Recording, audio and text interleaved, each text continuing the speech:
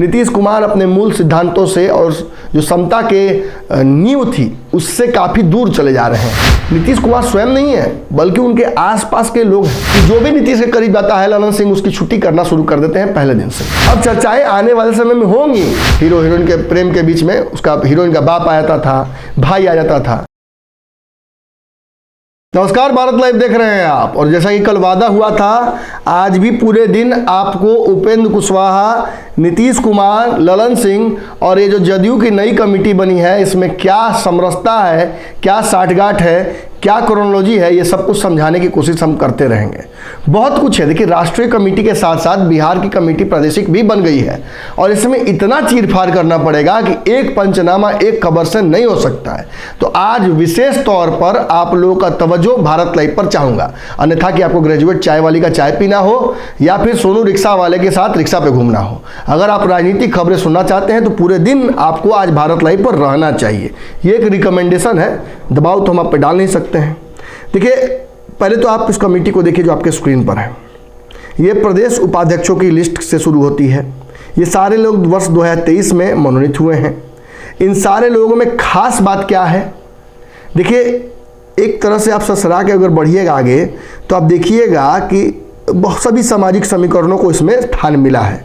आगे किस तरीके से बढ़ने वाली है कोई पार्टी, बड़ा महत्वपूर्ण होता है उसकी पार्टी के पदाधिकारियों, ऑफिस बेरर्स की लिस्ट में जो जातीय समीकरण है, जो नेम टैग है, वो पढ़ना।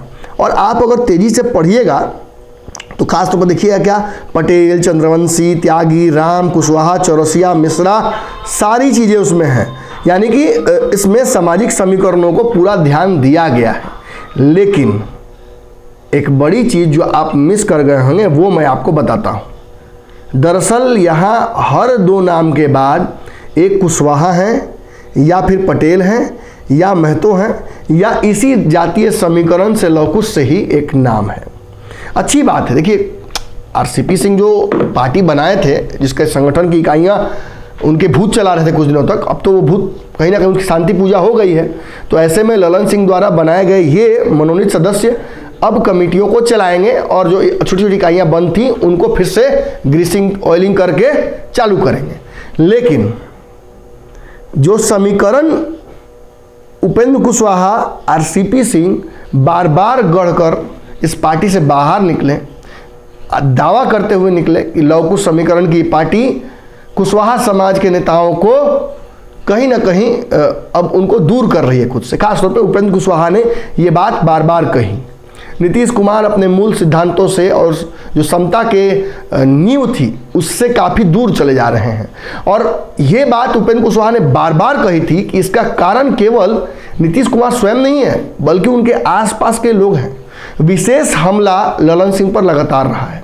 ललन सिंह ने सिलसिलेवार तरीके से, अब ये आरोप लगाने की जरूरत नहीं है, ये सच्चाई है, ये प्रूव हो चुका है कि जो भी नीतीश के करीब जाता है ललन सिंह उसकी छुट्टी करना शुरू कर देते हैं पहले दिन से ही। अब देखिए किस तरीके से उनकी जो दृष्टि है अब अशोक चौधरी पर पड़ गई है। दो कम्युनिटियों में ना अशोक चौधरी को जगह मिली ना उनके लोगों को।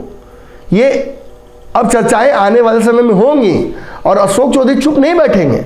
निश्चित तौर पर एक समय हो गया उनको कांग्रेस से इस पार्टी में आए हुए और अपने कार्यकर्ताओं को, उन्हें तो फिर भी मंत्री कई बार नीतीश कुमार ने बना दिया, कई बार तो आउट ऑफ द लाइन जाके बनाया।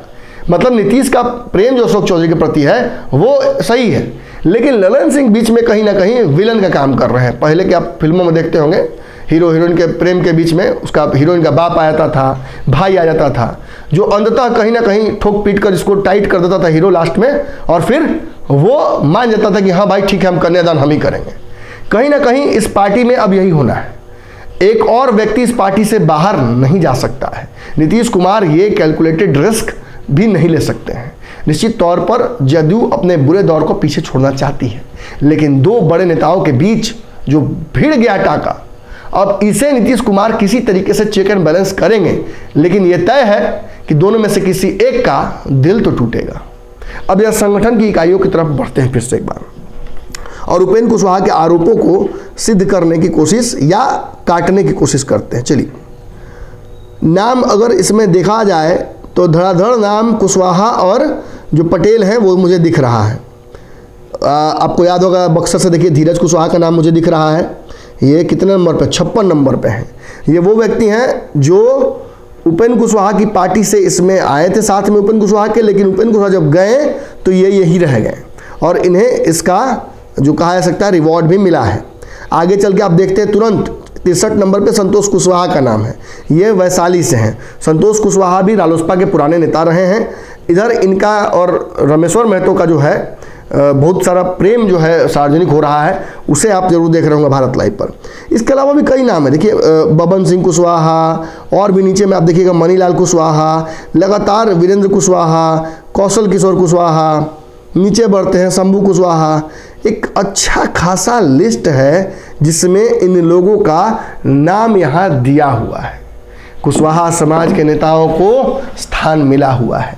अब आप सोचिए कि इसे किस तरीके से लिया जाए। क्या उपेंद्र कुशवाहा की यहाँ जीत हुई है, या उपेंद्र कुशवाहा को ठंडा करने के लिए, क्योंकि विरासत बचाओ नमन यात्रा के दौरान उपेंद्र कुशवाहा जन सैलाब लेकर घूम रहे थे, उसमें कुशवाहा जाति के लोग बहुत ज़्यादा थे।